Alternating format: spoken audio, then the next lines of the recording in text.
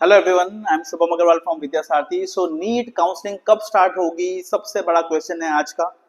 NEET result आ गया है, बच्चों को अपना रैंक पता चल गया है। काउंसलिंग कब स्टार्ट होगी? कभी नेक्स्ट वीक तो नहीं स्टार्ट हो रही, कभी 2 दिन के बाद तो नहीं स्टार्ट हो रही, कभी अभी तो हमने डॉक्यूमेंट्स नहीं बनाए हैं। बहुत सारी एंग्जाइटीज हैं इस टाइम। विद्या सारथी आपकी एंग्जाइटीज को शांत करने के लिए ही आया है इस वीडियो को लेकर। सो इसमें हम देखेंगे कि काउंसलिंग कब स्टार्ट होगी, कौन सा टाइम फ्रेम हम देख रहे हैं, जून, जुलाई, अगस्त, एंड हम आपको आप काउंसलिंग कैसे चलती है उसका शेड्यूल भी बताएंगे। इस वीडियो से आपको ये समझ में आएगा कि काउंसलिंग कैसे कैसे क्या क्या स्टेजेस होती हैं, कैसे तैयारी करनी होती है, कहाँ क्या चीज़ इंपॉर्टेंट है, कितनी जल्दी चीज़ें करनी होती है। तो वीडियो को एंड तक देखिए, चैनल पे बने रहिए, क्योंकि ऐसा कंटेंट फिर नहीं आएगा। तो देखते हैं सबसे पहले कि काउंसलिंग कब स्टार्ट हो रही है। सो काउंसलिंग स्टार्ट होने में एटलीस्ट 1 मंथ है। Yes, it will decrease your anxieties. Counselling start होने में एटलीस्ट 1 मंथ है। क्यों? क्योंकि अभी नीट का रिजल्ट आया है, सारा जो रिजल्ट का डेटा है वो सारे स्टेट्स में डिस्ट्रीब्यूट होना है। सारे स्टेट्स की अपनी बॉडी है, हर काउंसलिंग बॉडी एक अपने स्टेट की दिल्ली जाके वो डेटा लेगा, उसके बाद वो रिकनसाइल करेगा, सब कुछ करेगा। बहुत टाइम लगता है इन चीज़ों में। उसके बाद सेकेंड फैक्टर जो है वो है हमारा जो मध्य प्रदेश में हाई कोर्ट का केस चल रहा है, उसमें 75 बच्चों का रिजल्ट नहीं आया है। उनका क्या करना है? 24 या 23 जून नेक्स्ट हियरिंग है। वो हमारे व्हाट्सएप एंड टेलीग्राम पे उसका रिजल्ट आ जाएगा, आपको बताया जाएगा कि क्या हो रहा है, क्योंकि वो हियरिंग बहुत इंपॉर्टेंट है।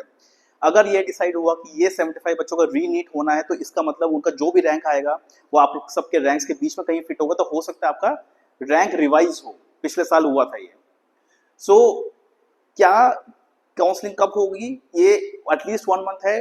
23 24 को हियरिंग में ये पता चलेगा कि कहीं ये 1 मंथ से भी और बियॉन्ड तो नहीं जा रहा है। अगर कोर्ट ने कोई डिसीजिव डिसीजन दिया तो ठीक है, अदरवाइज डिले हो सकता है। सो डॉक्यूमेंट्स बनाने का टाइम है, अच्छे से तैयारी करने का टाइम है, बिल्कुल भी डरिए मत। नेक्स्ट क्या चीज़ इंपॉर्टेंट है कि ये जानना कि काउंसलिंग चलती कैसे है, इसका शेड्यूल क्या रहता है, स्टेजेस क्या क्या रहती हैं। उससे आपको बहुत इजी पड़ेगा, आप इसे अंडरस्टैंड कर लेंगे। तो उसके लिए हम नेक्स्ट स्लाइड पे चलते हैं, जहाँ पर हम थोड़े से कलर्स इन्वर्ट करके आपको अच्छे से बताएंगे।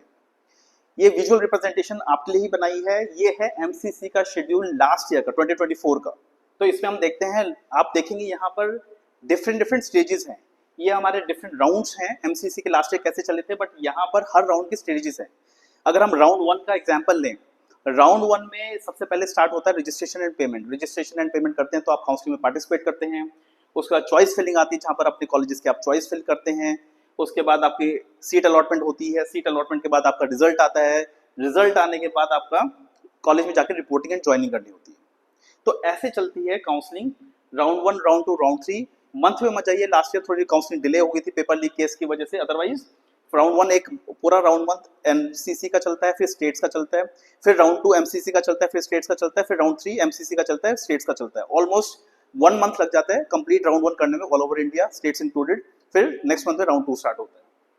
अगर हम डेट्स का या ड्यूरेशन का आइडिया लें कि आपको हर स्टेज पे कितना टाइम मिलता है, तो रजिस्ट्रेशन एंड पेमेंट करने के लिए ऑलमोस्ट 6-7 डेज मिले थे। चॉइस फिलिंग के लिए 4-5 डेज। चॉइस फिलिंग बहुत इंपॉर्टेंट है, बहुत ध्यान से करनी होती है।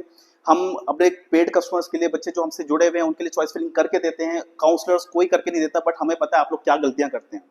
कॉलेजेस को ऊपर नीचे लगा देते हैं, आपको फंडा ही नहीं पता, आपको उसका एल्गोरिथम नहीं पता कैसे चलता है। एमबीबीएस की जगह बीडीएस कोर्स गलती से कर देते हैं, वही कॉलेज मिल जाता है और लेना पड़ता है। बच्चे की करियर की बात है। प्रोसेसिंग और सीट अलॉटमेंट, एक बार आपने कॉलेजेस लगा दिए तो आप एमसीसी जो है वो आपको सीट अलॉटमेंट का प्रोसेस चलाती है। आपको रिजल्ट मिलता है जिसमें आप देखते हैं आपको कौन सा कॉलेज मिला है, एंड फिर उस कॉलेज में जाके आपको रिपोर्टिंग या ज्वाइनिंग करनी होती है। तो चॉइस फिलिंग के लिए 4-5 दिन मिले थे। सीट अलॉटमेंट का एक दो दिन लेते हैं एमसीसी। रिजल्ट आता है, रिजल्ट के बाद रिपोर्टिंग ज्वाइनिंग कॉलेज में जाने का 5-6 दिन मिलते हैं। ऐसे ही राउंड 1 चलते हैं, राउंड 2 चलता है, एंड राउंड 3 चलता है। तो बहुत इंपॉर्टेंट है ये सारी क्लैरिटी लेना। ये चीजें स्टेट लेवल पे कैसे रहती हैं, आपके स्टेट में कैसा गया शेड्यूल, उसके लिए आप हमसे जुड़िए, वहां पे आपको क्लैरिटी मिलेगी। बट सबसे इंपॉर्टेंट बात, काउंसलिंग होने में अभी 1 मंथ है एटलीस्ट, एंड काउंसलिंग का शेड्यूल ऐसे होता है, डिफरेंट स्टेजेस होती है। इन चीजों के लिए रेडी रहना है।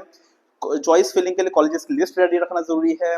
डिफरेंट डिफरेंट अगर आपको फॉर्म्स में गलती करते हो तो ये सारी चीजों पे स्टेज बाय स्टेप हम आपको अच्छे से हेल्प करते हैं। सारा एडमिन वर्क, सारी गाइडेंस विद्या सारथी आपके लिए करता है। आप हमसे कांटेक्ट करिए, सर्विसेज लीजिए। अदरवाइज कमेंट इन केस कोई डाउट रह गया तो।